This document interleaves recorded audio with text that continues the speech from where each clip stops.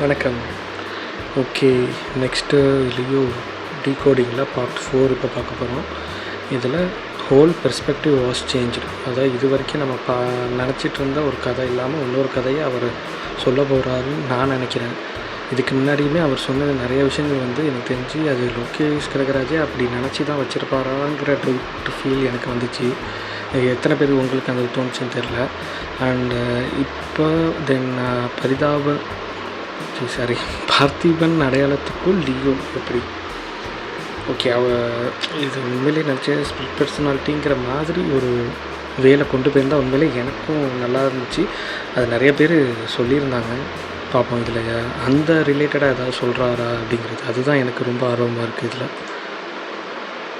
Part 3ல கேட்டிருந்தேன். மொத்தம் 3 first of completely satisfied. அந்த ஹைப் லியோங்கிற அந்த ரியலாக இருந்துச்சு. அந்த ஹைப் செகண்ட் ஹாஃப் ஒன்றும் அது எதுவுமே இல்லை. இதே மனநிலையில் தான் நான் வெளில வந்தேன். எனக்கு வெளில வரப்போ ஃபஸ்ட் ஹாஃப் முடிச்சுட்டு நான் மட்டும் தனியாக தான் படத்துக்கு போயிருந்தேன். செம்ம என்ஜாய் பண்ணேன் ஃபஸ்ட் ஹாஃப் முடிச்சுட்டு போயிட்டு ஸ்நாக்ஸ் வாங்கிட்டு வந்து உட்கார்றப்ப எனக்கு அவ்வளோ ஃபீல் நம்ம நினச்ச மாதிரி வந்துருந்துச்சு. என்னை ஃபுல்லி சாட்டிஸ்ஃபை பண்ணிருந்துச்சு ஃபஸ்ட் ஹாஃப். ஓகேன்னு அடுத்தது போகிறப்ப அந்த ஃபஸ்ட் ஹாஃபில் இருந்த அந்த ஜஸ்டிஃபிகேஷன் அந்த சாட்டிஸ்ஃபேக்ஷன் அது அப்படியே இல்லாமல் போச்சு. எனக்கு பரவாயில்ல, அதேமாதிரி நிறைய பேர் ஃபீல் பண்ணியிருக்காங்க. அப்படியா?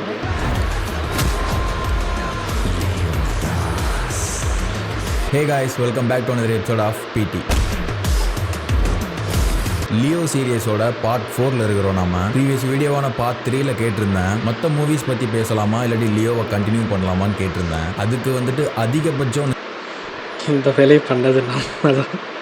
நிறைய பேர் கேட்டிருந்துருக்கீங்க. இல்லை, இருக்கிற எல்லாருமே பார்ட் 4 தான் கேட்டிருந்தீங்க. பார்ட் 4 தவிர வேறு ஏதாவது வீடியோ சேனல் அப்லோட் ஆச்சு அப்படின்னா ஒன்று அன்சப்ஸ்கிரைப் பண்ணிடுவேன், இன்னொன்று உண்மையான லியோவை பார்ப்பேன் நீங்கள் அப்படிங்கிற மாதிரிலாம் கமெண்ட் வந்துருந்தது. ஸோ எல்லாருக்குமே எது தேவையோ அதை தான் கொடுக்க முடியும். ஸோ அதனால் லியோ சீரியஸோட பார்ட் 4க்கு ஹெச்வினோ சொல்லியிருப்பார் ஒரு இதில், மக்கள் என்ன கன்சியூம் பண்ணணும்னு நினைக்கிறாங்களோ அதை தான் இங்கே பெரிய பெரிய கார்ப்பரேட் ப்ரொடியூஸ் பண்ணும் அப்படின்னு.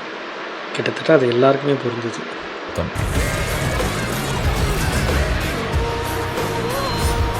இதுவரை 3 பார்ட் பார்த்துருந்தோம். 3மே ஃபர்ஸ்ட் ஹாஃபுக்கானது. ஸோ எல்லாருக்குமே தெரியும் லியோ ஃபர்ஸ்ட் ஹாஃப் நல்லா இருந்துச்சு, பட் செகண்ட் ஹாஃப் லேக் அப்படின்னு. ரிவ்யூஸ் எல்லாத்தையுமே உட்காந்து ஸ்டார்டிங்லேருந்து பார்த்தோம். செகண்ட் ஹாஃப் லேக் இருக்குது அதெல்லாம் சொல்லிட்டு இருந்தாங்க. ஸோ செகண்ட் ஹாஃப் ஏன் லேக் அப்படின்னா, ஏன்னா ஆக்சுவலி அது லேக் தான். அதாவது நான் சொல்கிறேன், போக சொல்கிறேன். இந்த வீடியோவை நான் ஏன் பண்ணணும், இன்ட்ரெஸ்டிங்கான செகண்ட் ஹாஃபா இல்லைன்னா நீங்கள் ஏன் அதை பார்க்கணும்? பிகாஸ் ஏன்னா நான் படத்தில் இருக்கிற கதையை அப்படி சொல்ல போகிறது கிடையாது. இப்போ ஃபர்ஸ்ட் ஹாஃப் எடுத்துக்கிட்டீங்கன்னு வைங்களேன், அது ஃபுல்லாக ஹிஸ்ட்ரி ஆஃப் வயலன்ஸோட ஒரு லைன் வச்சு ட்ராவல் ஆகும். அது ஒரு தனி படமாக தெரியும். இப்போ செகண்ட் ஹாஃப் இது வேற ஒரு தனி படமாக தெரியும். இது ஃபுல் அண்ட் ஃபுல் லோகேஷோட கதையாக இருக்கும். அண்ட் முக்கியமாக செகண்ட் ஹாஃப் லேக் ஆகிறதுக்கு காரணமான முக்கியமான விஷயம் லோகேஷ் நிறைய விஷயங்களை மறைச்சு வச்சிருப்பாரு. நாம இப்பவே இதை காட்டக்கூடாது, சர்ப்ரைஸ்டாக வச்சிருப்போம் அப்படிங்கிற மாதிரி நிறைய விஷயங்கள்லாம் ஹைட் பண்ணிட்டாரு. ஸோ முக்கியமான விஷயங்கள்லாம் ஹைட் ஆனதுனால செகண்ட் ஹாஃப் டோட்டலாக லேக் ஆயிடுச்சு. ஃபர்ஸ்ட் ஹாஃப் நல்லா கண்டென்ட்டோட இருந்துச்சு, செகண்ட் ஹாஃப் எதுவும் இல்லை. இப்போ எல்லாமே பக்காவாக இருந்துச்சு, செகண்ட் ஹாஃப்ல கண்டென்ட் இல்லை, மற்றபடி எல்லாமே. ஸோ அந்த ஹைட் பண்ண விஷயங்கள் என்னெல்லாம் அப்படிங்கிறது தான் நாம பார்க்க போகிறோம். ஆனால் அந்த லேக் இருக்கிற அந்த செகண்ட் ஹாஃபை நம்ம இன்ட்ரெஸ்டிங்காக மாற்ற போகிறோம். எப்படி? ஸோ அதனால் முன்னாடி டிஸ்க்ளைமர் பண்ணிடுறேன், நான் இப்போ சொல்ல போகிற செகண்ட் ஆஃப் ஸ்டோரி எல்லாமே கொஞ்சமாக என்னோட ப்ரெடிக்ஷனையும் போட்டு தான் சொல்லுவேன். ஸோ இல்லாததெல்லாம் உருட்டிக்கிட்டு இருக்கு. ஸ்டார்டிங்லேருந்தே இவரோட ப்ரிடிக்ஷனில் வர மாதிரி தான் எனக்கு ஃபீல் ஆகுது. யாரும் நினைக்க வேணாம். செகண்ட் ஹாஃப்ல இருக்கக்கூடிய சின்ன சின்ன அசட்ஸை வச்சு அது என்னங்கிறதே நான் காட்ட தான் போறேன். சும்மா வாயால மட்டும் சொல்ல போறது இல்லை. அந்த அசட்ஸ் எல்லாம் வச்சு நான் ஒரு ஸ்டோரி சொல்றேன் உங்களுக்கு. ஒரிஜினல் ஃபிளாஷ்பேக் என்னங்கிறத சொல்றேன். அண்ட் செகண்ட் ஹாஃப்ல முக்கியமா எல்லாத்தையும் மறைச்சு வச்சிருக்கிறதுக்கு காரணம் செகண்ட் ஹாஃப் ஃபுல்லாமே எல்சியூக்குள்ள தான் வருது. ஸோ அதை இப்பவே காட்டிடக்கூடாதுன்னு அவர் மறைச்சு வச்சிட்டாரு. ஸோ அந்த எல்சியூ கனெக்ட்லாம் என்னங்கிறதே நான் இப்போ சொல்றேன்.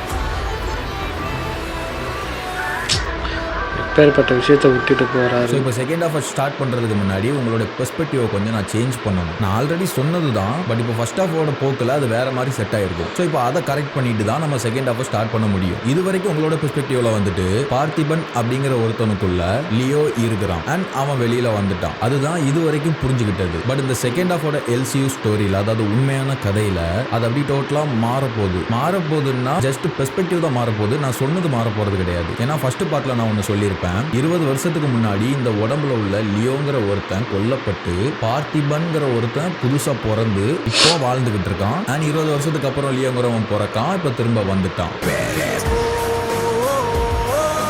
ஸோ அதை தானே நான் ஃபர்ஸ்ட் ஹாஃபில் சொல்லியிருந்தேன். சேம் அதே தான் இங்கேயும். ஒரு உதாரணம் ஒன்று சொல்லட்டுமா? நான் அப்படின்னு ஒரு படம், விஜய் ஆண்டனி நடித்த ஒரு படம். அந்த படத்தில் அந்த விஜய் ஆண்டனிங்கிற அந்த கேரக்டர் அவருடைய அந்த கேரக்டரை சுற்றி இருக்கக்கூடிய, அதாவது அவருடைய சர்க்கிள்குள்ளே இருக்கக்கூடிய எல்லாத்தையுமே அவர் இழந்துருவார்.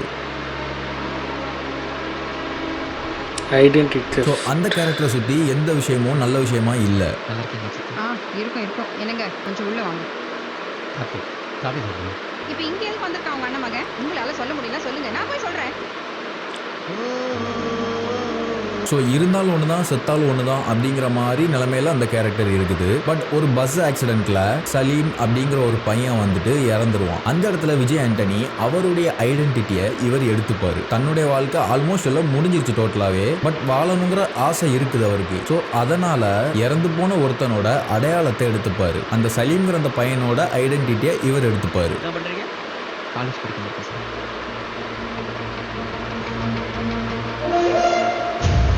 ஸோ அந்த இடத்துல தனக்குள்ள இருக்கிற ஒருத்தனை கொன்னுட்டு சலீம் அப்படிங்கிற ஒருத்தனா வாழ ஆரம்பிச்சிருவாரு.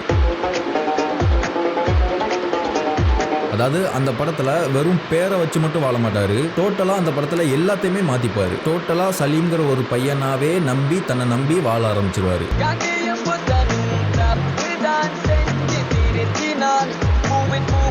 நீங்க அந்த படம் பார்த்துருந்தீங்கன்னா உங்களுக்கு தெரிஞ்சிருக்கும்.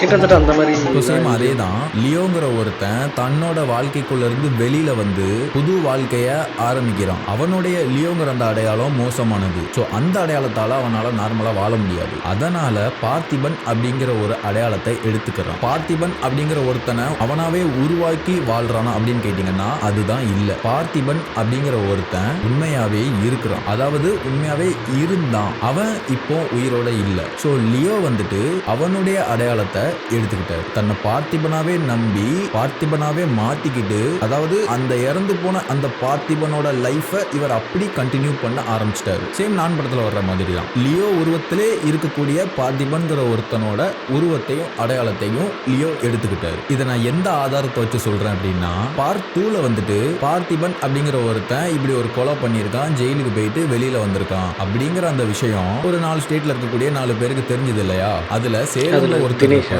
நான் அப்பவே சொல்லியிருப்பேன், இந்த ஒருத்தர்னால டோட்டல் கதையே மாறப்போகுது, நம்மளோட பெர்ஸ்பெக்டிவே மாறப்போகுது அப்படிங்கிற மாதிரி நான் சொல்லியிருந்தேன். சேலம்ல இருக்கிற ஒருத்தர் நியூஸ் பேப்பர் பார்க்குறாரு. இவரை நல்லா ஞாபகம் வச்சுக்கோங்க, இவர் இந்த கதையில ஒரு பெரிய ட்விஸ்டான ஒரு ஆள். இவர் ஒருத்தரை சில இடங்கள்ல காட்டுறதுனால கதை நம்ம நினைச்சு பார்க்காத மாதிரி எல்லாம் திரும்புது. பிகாஸ் இவர் யாருன்னு லைட்டா சொல்றேன், இவர் பார்த்திபன் அப்படிங்கிற ஒருத்தனுக்கு சம்பந்தப்பட்ட ஒருத்தர். அவ்வளவுதான் இப்போதைக்கு என்னால சொல்ல முடியும். ஸோ அதுதான் இப்போ நம்மளோட பெர்ஸ்பெக்டிவை மாத்திக்கிறதுக்கான காரணம். அதாவது கதையில ஒரு கட்டத்துக்கு மேல சத்யாவுக்கே பார்த்திபன் மேல சந்தேகம் வரும். அப்படி சந்தேகம் வந்ததுனால பார்த்திபனோட பாஸ்டுக்கு, அதாவது 20 வருஷத்துக்கு முன்னாடி நமக்கு தெரிஞ்ச பார்த்திபனுக்கு முன்னாடி இந்த பார்த்திபன் எங்க இருந்தான், பார்த்திபனா தான் இருந்தானா அப்படிங்கறத வெரிஃபை பண்றதுக்காக சேலம்ல அவன் இருந்த ஒரு இடத்துக்கு போவாங்க. இந்த ஒருத்தரோட தான் பார்த்திபன் அப்படிங்கிற ஒருத்தன் இருந்திருக்கான். ஸோ சத்யாங்க செக் பண்ண போகும்போது எல்லா ஆதாரமுமே கரெக்டா இருக்கு. அது எப்படி கரெக்டா இருக்குது? ஏன்னா லியோவோட இதே உருவத்துல பார்த்திபன் அப்படிங்கிற ஒருத்தன் உண்மையிலே இருந்திருக்கான். அவனுடைய ஸ்கூல் போட்டோஸ், அவனுடைய லெட்டர்ஸ், அவன் இருந்ததுக்கான ஆதாரம் எல்லாமே அதனாலதான் உண்மையாவே இருக்குது. ஸோ இதை மெயினாக வச்சு கொண்டு போயிருக்கணும். உண்மையிலே நானில் வர மாதிரி ஒருத்தர் இருந்திருக்காரு, அவரோட அடையாளங்கள் எடுத்திருக்கான்றத நம்மளுக்கு வந்து இன்டெரக்டாக சொல்லியிருக்கணும். அதை பார்த்து தான் இவன் பார்த்திபன் தான் அப்படின்னு சத்யா நம்புவாங்க. பட் அந்த பார்த்திபன் வந்துட்டு இப்போ உயிரோட இல்லை. அந்த உருவத்துக்குள்ளேயும் அடையாளத்துக்குள்ளேயும் தான் இப்போ லியோ இருக்கிறான். ஸோ இந்த ஒரு பெர்ஸ்பெக்டிவை மைண்டில் வச்சு செட் ஆகிக்கோங்க, ஓகேவா? அண்ட் இப்போ நம்ம செகண்ட் ஹாஃபோட கதைக்குள்ளே போகலாம்.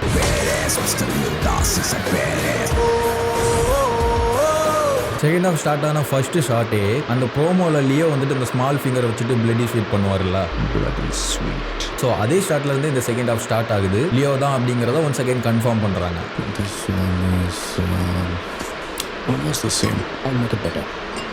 அப்போ அந்த சுதிங்கிற அந்த பொண்ணு வந்துட்டு பார்த்திபன் கிட்ட சொல்லும், ரொம்ப நேரமா பின்னாடி ஒரு பொண்ணு அவங்களே பார்த்துட்டு இருக்கா, டக்குன்னு திரும்பி பார்க்காதுங்க. தென் பார்த்திபனும் கேஷுவலாக பார்ப்பாரு. ஸோ இந்த பொண்ணு யாருன்னு உங்கள் எல்லாருக்குமே தெரியும். ஸோ நான் தான் சொல்லியிருந்தேன்ல செகண்ட் ஹாஃப் ஃபுல்லாமே எல்சியூக்குள்ளே தான் வருது. ஸோ அதனால் செகண்ட் ஹாஃபோட ஸ்டார்டிங்லேயே ஒரு எல்சியூ கனெக்டையும் கொண்டு வராங்க.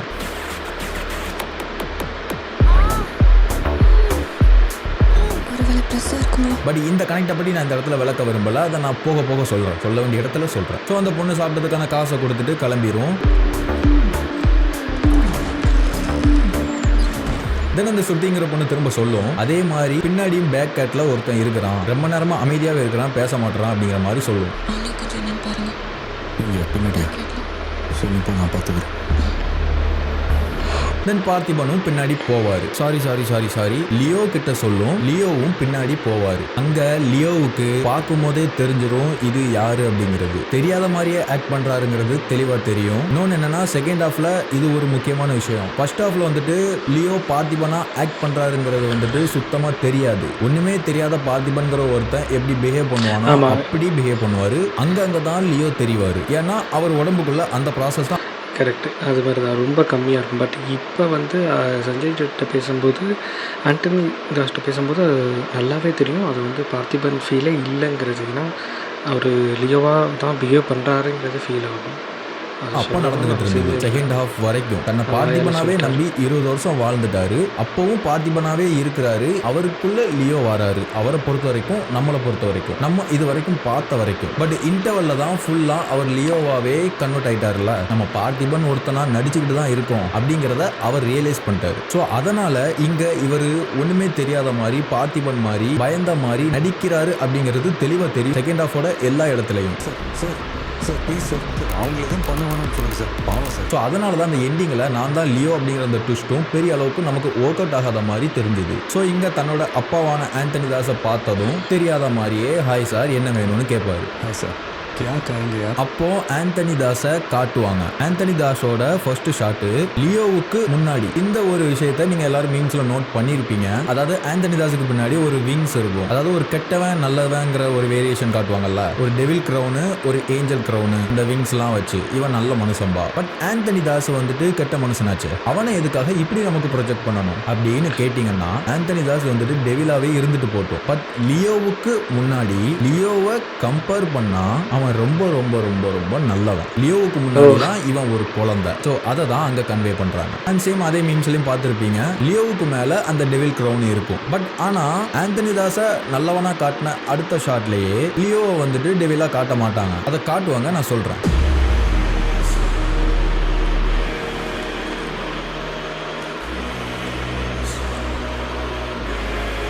தென் ஆண்டனி தாஸ் எனக்கு காஃபி வேணும்னு சொல்லுவாரு. லியோ வந்துட்டு வித் சுகரா வித் சுகரான்னு கேட்பாரு. அதுக்கு ஆண்டனி தாஸ் சொல்லுவாரு, உனக்கு தெரியும் எனக்கு சுகர் வேணுமா வேணாமா அப்படிங்கிறது. காஃபி சுகர் உனக்கு தெரியும் எனக்கு சுகர் வேணுமா வேணாமா. ஸோ இப்படி அவர் சொன்னதும் அதுக்கு லியோ ஒரு ஆன்சர் பண்ணுவாரு. உங்களுக்கு சுகர் வேணுமா வேணாமான்னு எனக்கு எப்படி தெரியும்? ஸோ இதில் தெளிவாக தெரியுது, டோட்டலாக நம்ம பார்த்திபன் ஒருத்தனா வாழ்ந்துக்கிட்டு இருந்தோம் அப்படிங்கிறத மறந்துட்டாரு. ஏற்கனவே செத்து போன பார்த்திபனா வாழ்ந்துக்கிட்டு இருந்தாரு. இப்போ அந்த பார்த்திபனும் செத்து போயிட்டாரு. ஸோ பார்த்திபன் அப்படிங்கிற ஒருத்தனே இதுக்கப்புறம் கிடையாது. ஸோ இந்த இடத்துல லியோ வந்துட்டு முன்னாடி பார்த்திபனோட பிஹேவியர் இல்லாத மாதிரி, அதாவது ஒன்றுமே தெரியாத மாதிரி, ஒரு அப்பாவி மாதிரி, ஒரு பயந்த மாதிரி, ஒரு இன்னசென்ட் மாதிரி, அது எதுவுமே இதுக்கப்புறம் வரக்கூடிய மூஞ்சில இருக்காது. ஸோ லியோ அந்த இடத்துல தனக்கு தெரிஞ்ச ஒரு விஷயத்த தெரியாத மாதிரி ஆக்ட் பண்றாரு அப்படிங்கிறது தெளிவா தெரியுது. தென் ஆண்டனி தாஸ் வித் சுகர் அப்படின்னு சொல்லுவாரு. ஒன்னே லியோ காஃபி மிக்ஸ் பண்ணுவாரு. அப்போ ஆண்டனி தாஸ் அவரையே வாட்ச் பண்ணிக்கிட்டே இருப்பாரு. அப்போ அந்த இடத்துல ஒரு விஷயம் நடக்கும்.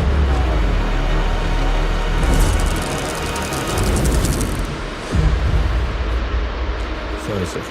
ஸோ இதுலேயே தெளிவாக தெரியுது, ரொம்ப நாளைக்கு அப்புறமா முழு லியோவா லியோ தன்னை ஃபீல் பண்ணுறாரு. ஸோ அவரால் அவருடைய பிஹேவியர்ஸை ஹைட் பண்ணி வச்சுக்க முடியலை அண்ட் ஆக்ட் பண்ணிக்கவும் தெரியலை. அண்ட் இன்னொன்று இது மூலமாக ஆண்டனி தாஸுக்கு ஒரு வார்னிங் கொடுக்குற மாதிரியும் ஒன்று பண்ணுறாரு. தேவையில்லாமல் இப்படி வந்துக்கிட்டு இருக்காத, வீணா என்ன கோபப்படுத்தாத, நான் யாருன்னு உனக்கு தெரியுதா அப்படிங்கிறத அவர் வேணும்னே காட்டுற மாதிரி தெரியுது. அந்த சாரி சொல்கிற அந்த கண்ணை பார்த்தாலே தெரியும் உங்களுக்கு.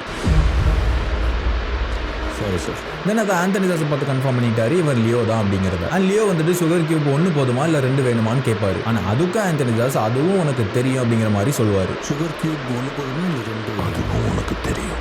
அதுக்கு லியோ வந்துட்டு திரும்பவும் ஒரு வார்னிங் மாதிரி கொடுப்பாரு. எனக்கு அதெல்லாம் தெரியாது, நீ யாரோ நினைச்சு என்கிட்ட பேசிட்டு இருக்கிறீங்க, நீங்களும் தமிழ் பேசுறீங்களேன்னு சந்தோஷத்துல நானும் சிரிச்சு பேசிட்டு இருக்கிறேன், அவ்வளவுதான். ஸோ ஆந்தனி தாஸ் லியோவே பார்த்துக்கிட்டு இருக்காரு. அவன் வார்னிங் கொடுக்குறாங்கிறது அவருக்கு தெரியுது. உங்க காஃபி, உங்க சுகர். தென் ஆந்தனி தாஸ் சொல்லுவாரு லியோ. தென் அப்போ காட்டுவாங்க அந்த ஃப்ரேமை, அதாவது லியோவுடைய அந்த டெவில் க்ரௌன் அவர் தலைக்கு மேலே இருக்கிற அந்த ஃப்ரேமை. நீ லியோ தான் அப்படின்னு அவர் சொன்னதுக்கு அப்புறமா அந்த டெவிலை கன்ஃபார்ம் பண்றாரு அப்படிங்கிறத காட்டுறாங்க. லியோ.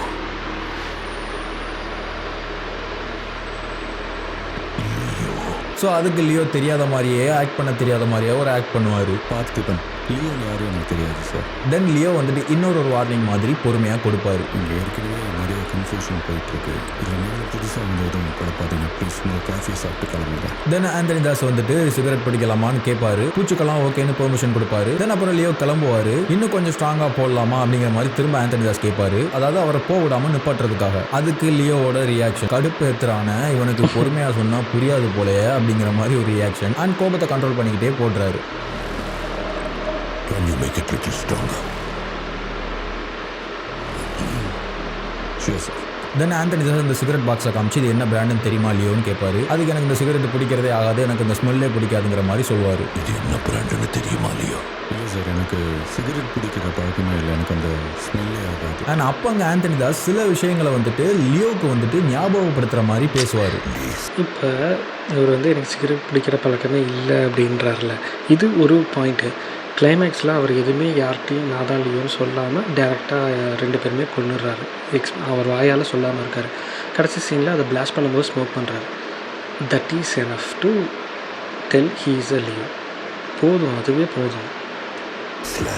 நீ கூட இதை ஹனி பேஜர்னு சொல்லுவேன், நீ உருவாக்குன ஃப்ளேவர். ஆனால் அதில் சில பொய்யும் சொல்லுவார். அது எதுக்குன்னு நான் சொல்கிறேன். ஒரு தடவை ஹனி பேஜர் நம்ம டொபாக்கோ ஃபீல்டுக்குள்ள புந்துருச்சு. நீ வச்ச ட்ராப்லையும் மாட்டல, ஹேரோன் விட்ட ஸ்பியர்லையும் குத்து வாங்கி சாகல. கடைசியில் என் கையால் குண்டடிப்பட்டு செத்து போச்சு. நீ மறந்துட்டேன்னு நினைக்கிறேன். இப்போ இதில் வந்துட்டு இந்த D/ங்கிற அந்த பிராண்டை உருவாக்குனதே நீ தான் அப்படின்னு சொல்கிறாருல, இதுதான் வந்துட்டு இவங்க லியோவை திரும்ப தேடி வர்றதுக்கான ஒரு காரணம். பட் அதை விவரமாக விரிவாக வந்துட்டு நான் ஃப்ளாஷ்பேக் போர்ஷன் வரும்போது நான் சொல்கிறேன். தென் ஒரு ஹனி பேஜர் வந்து நம்மளோட டொபாக்கோ ஃபீல்டுக்குள்ள பூந்ததுக்கப்புறம் அது நீ வச்ச ட்ராப்லையும் மாட்டலை, ஹேரால் வித் ஸ்பியர்லையும் குத்து வாங்கி சாகலை, கடைசியில் என் கையால் குண்டடி பத்து செத்துச்சுன்னு சொல்லுவார். இதில் வந்துட்டு நீ வச்ச ட்ராப்லையும் மாட்டலை அப்படின்னு ஒரு வேர்ட் சொல்கிறாருல, இதை வந்துட்டு அப்படியே கிளைமேக்ஸ் போர்ஷனில் சத்யாவும் சென்டும் வீட்டில் இருக்கும்போது, அதாவது லியோ வந்துட்டு டொபாக்கோ ஃபேக்டரியில் இருக்கும்போது ஹேரால் தாஸ் வந்துட்டு அவருடைய வீட்டுக்கு ஆளுங்களை இறக்கி அவருடைய ஃபேமிலியை கொல்றதுக்காக அனுப்பியிருப்பாரு. அப்போ வந்துட்டு அந்த இடத்துல லியோ வீட்டை சுற்றி வீடு ஃபுல்லாக ட்ராப் செட் பண்ணி வச்சுட்டு போயிருப்பாரு. அதை பார்த்துட்டு அங்கே இருக்கிறவர் சொல்லுவார்,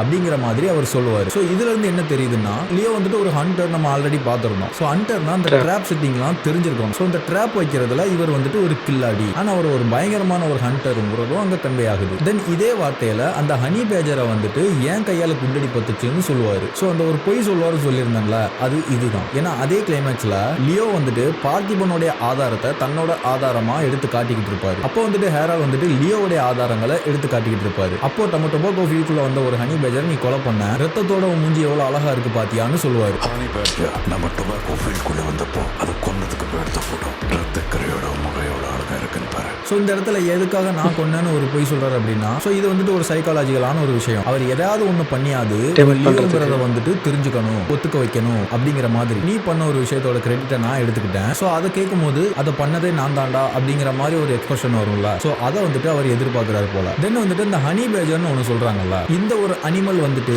சிங்கத்துக்கே பயப்படாதான். இந்த ஒரு அனிமலை பார்த்து சிங்கமே பயப்படுமா. இந்த ஒரு அனிமல் வந்துட்டு அவ்வளோ டேஞ்சரானதான். அது ஏன் அப்படின்னா, இந்த ஒரு அனிமல் ஒரு லைட் ஒன்று இருக்குது, அதை ஆஃப் பண்ணணும்னா மற்ற அனிமல்ஸ் மாதிரி அந்த லைட்டை பிடிச்சி கடிக்காது, அந்த லைட்டை உடச்சி ஆஃப் பண்ணாதான். சுவிட்ச் எங்க இருக்குன்னு தேடி கண்டுபிடிச்சி அதை ஆஃப் பண்ணி தான் அந்த லைட்டை ஆஃப் பண்ணுமா. அதாவது நான் என்ன சொல்றேங்கிறது புரியுதா? சிங்கமே இதை பார்த்து ஏன் பயப்படுது அப்படின்னா, அதாவது மெயின் பார்ட்ஸ் இருக்குல்ல, சிங்கத்தோட பால்ஸை வந்துட்டு அட்டாக் பண்ணுமா இது. ஸோ அவ்வளோ டேஞ்சரான அனிமல் வந்துட்டு இந்த ஹனி பேஜர். ஸோ அந்த ஒரு ஹனி பேஜர் யாராலுமே கொல்ல முடியல. நீ அதை கொன்னப்போ எடுத்த போட்டோ இது, ரத்தத்தோட மூஞ்சி எவ்வளோ அழகா இருக்கு பாருங்கிறத வந்துட்டு ஹரால் ஞாபகப்படுத்துறாரு. அதாவது சிங்கமே பார்த்து பயப்படுற அந்த ஹனி பேஜருக்கு பயப்படாதவன் லியோ அப்படிங்கிறத சொல்கிறாங்க. அண்ட் இப்படிலாம் ஆந்தனி தாஸ் லியோவை ஞாபகப்படுத்தும் போது ஏற்கனவே கொஞ்சம் வார்னிங்ஸ் கொடுத்துட்டாரு. இதுக்கப்புறம் கொஞ்சம் சீரியஸாக ஒரு வார்னிங் கொடுப்பாரு. காஃபியை தவிர வேறு ஏதாவது வேணுமா இல்லை பில்லு கொண்டு வருவா? அதாவது நீனே வாயை மூடிட்டு இங்கேருந்து கிளம்புறியா அல்லது நானே பெர்மனண்ட்டாக மூடி இங்கேருந்து அனுப்பட்டுமா அப்படிங்கிற மாதிரி லைட்டாக கோபப்படுறாரு. தென் ஆந்தனி தாஸ் ஒரு வார்த்தை சொல்வார். அதுக்கு லியோவுடைய எக்ஸ்பிரஷன் இது. அதாவது லியோ வந்துட்டு இப்போ என்ன பண்ணிக்கிட்டு இருக்காரு, நான் செத்துட்டேங்கிறத நானே நம்பி நான் இப்போ ஒரு பார்த்திபனாக இருந்துகிட்டு இருக்கேன் அப்படிங்கிற அந்த ஒரு உண்மையை அவர் அங்கே யதார்த்தமாக சொல்லும் பொழுது லியோவுக்கு ஒரு கன்ஃபியூஷன். ஐயோ என்னது கண்டுபிடிச்சானே, இதுக்கு நம்ம என்ன ரியாக்ட் பண்ணணும் அப்படிங்கிற மாதிரி ஒன்றும் புரியாமல் ஒரு ரியாக்ட் பண்ணுறாரு. தென் வந்துட்டு அவர் இதுக்கு மேலே விட்டா இவன் நம்மளை லியோவாக பிஹேவ் பண்ண வைக்காமல் விட மாட்டான் அப்படிங்கிற மாதிரி கொஞ்சமாக எக்ஸ்ட்ராவாக கோபத்தை அதிகப்படுத்தி ஒரு வார்னிங் கொடுப்பாரு. இங்கே பாருங்கள், நிறைய பிரச்சனை மட்டியில் ஓடிக்கிட்டு இருக்கு, எனக்கு தலை வலிக்குது. உங்களுக்கு புரியுற மாதிரி கடைசியாக ஒரே ஒரு வாட்டி நான் சொல்கிறேன், நீங்கள் யாரும் நினச்சி என்கிட்ட பேசிட்டு இருக்கீங்க. லியோ வந்துட்டு இப்போ சொன்னார்ல, லாஸ்ட்டாக ஒரு வார்னிங் கொடுக்குறேன், எனக்கு ஏற்கனவே தலை வலிக்கு, இதுக்கு மேலே எனக்கு பொறுமை கிடையாது அப்படிங்கிற மாதிரி சொல்லுவார். சேம் அதை கேட்டுட்டு அதே விஷயத்த ஆந்தனி தாஸ் ரிப்பீட் பண்ணுவார். என்ன இருந்தாலும் நான் உனக்கு வைப்பேன் அப்படிங்கிற மாதிரி ஒரு ரிப்ளை பண்ணுவார்.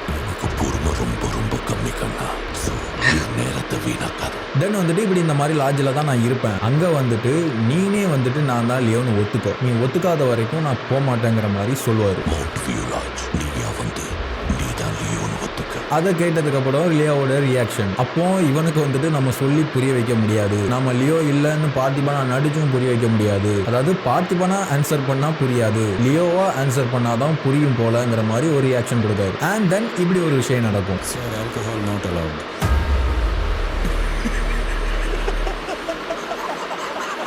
அதாவது இது எப்படின்னா, நான் வேணா உனக்கு அப்பனா இருக்கலாம், இந்த மாதிரி கெட்ட பழக்கம், அதாவது சிகரெட் பிடிக்கிறது, தண்ணி அடிக்கிறது, கொலை பண்றது, இந்த மாதிரி என்னெல்லாம் பழக்கம் இருக்கோ அந்த பழக்கத்துக்கெல்லாம் நீ எனக்கு மேல, நீ எனக்கு அப்பனா இருந்தவன், நீ இப்போ வந்துட்டு ஆல்கஹால் நாட் அலோடு சொல்றியா? அதாவது இப்போ ஒருத்தன் எல்லா தப்பும் பண்ணுவான், திடீர்னு வந்துட்டு அவன் நல்லவன் ஆயிடுவான். நம்ம அதுக்கப்புறம் அந்த தப்பை பண்ணும்போது, இப்பெல்லாம் பண்ணக்கூடாதுன்னு அட்வைஸ் பண்ணும்போது நம்ம ஒரு ரியாக்ட் பண்ணுவோம்ல, சேம் அந்த மாதிரி ஒரு சிரிப்பு சிரிப்பார் அவர். யாரு சொல்றா பாரு இதை அப்படிங்கிற மாதிரி ஒரு சிரிப்பது.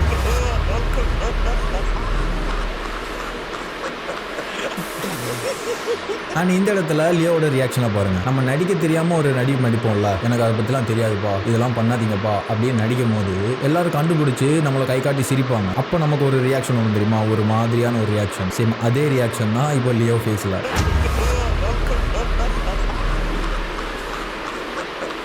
அண்ட் இந்த சீனை நான் வேற ஒரு இடத்துல ஞாபகப்படுத்துறேன், அதாவது ஃப்ளாஷ்பேக்கில் ஞாபகப்படுத்துறேன். அதுக்கப்புறம் லியோவை பற்றி தெரிஞ்சுக்கிட்டு இந்த சீனையும் இவரோட சிரிப்பையும் பார்த்தா இன்னும் தெளிவாக புரியும் அந்த சிரிப்புக்கான அர்த்தம்.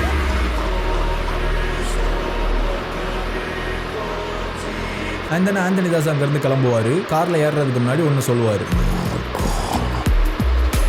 அதாவது அவரால் அதை ஏற்றுக்கிட முடியலை, இதெல்லாம் பண்ணக்கூடாது, இதெல்லாம் தப்பு, நோ ஆல்கஹால்னு நீ சொல்றியா அப்படிங்கிற மாதிரி அந்த டைலாக் சொல்லுவார். தென் அப்படியே லியோவோட ரியாக்ஷன், இப்படி கோவப்படுத்தி விட்டு போகிறான், நமக்கு பார்த்திபனா நடிக்கவும் வரல, இனிமே இவங்கிட்ட பார்த்திபனா ஆன்சர் பண்ணி நம்ம பார்த்திபன் மாதிரி நடிச்சு காட்டுறதுல பிரயோஜனம் இல்லை, இனிமே வந்தான்னா லியோ தான், வரட்டும் முடிச்சு விட்டுலாம் அப்படிங்கிற மாதிரி ஒரு ரியாக்ஷன் கொடுத்தாரு.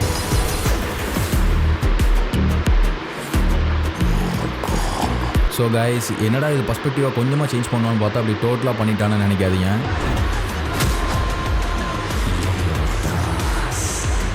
பிகாஸ் ஃபர்ஸ்ட் ஹாஃபோட ப்ரெசன்டேஷன் என்னமோ அப்படி தான் இருக்கும், ஒரு சைக்காலஜிக்கல் ஆக்ஷன் த்ரில்லராக தான் இருக்கும். பட் செகண்ட் ஹாஃப் வந்துட்டு நார்மல் ஆக்ஷன் த்ரில்லராக தான் இருக்கும். ப்ரெசன்டேஷன் தான் டிஃப்ரெண்ட். பட் ஃபர்ஸ்ட் ஹாஃப் தான் நல்லா இருந்தது, இன்ட்ரெஸ்டிங்காக இருந்தது அப்படின்னு நினச்சிங்கன்னா நீங்கள் செகண்ட் ஹாஃபோட ஃபுல் பார்ட்ஸையும் பாருங்கள். ஃபர்ஸ்ட் ஹாஃபோட செகண்ட் ஹாஃப் தான் ரொம்ப இன்ட்ரெஸ்டிங்காக இருக்கும். நான் ஜஸ்ட் இந்த வீடியோவில் உங்களோட பெர்ஸ்பெக்டிவை மட்டும் செட் பண்ணியிருக்கேன்னு நினைக்கிறேன். ஸோ அடுத்த வீடியோவில் நம்ம அதை இன்னும் டீப்பாக பார்க்கலாம். And okay, by.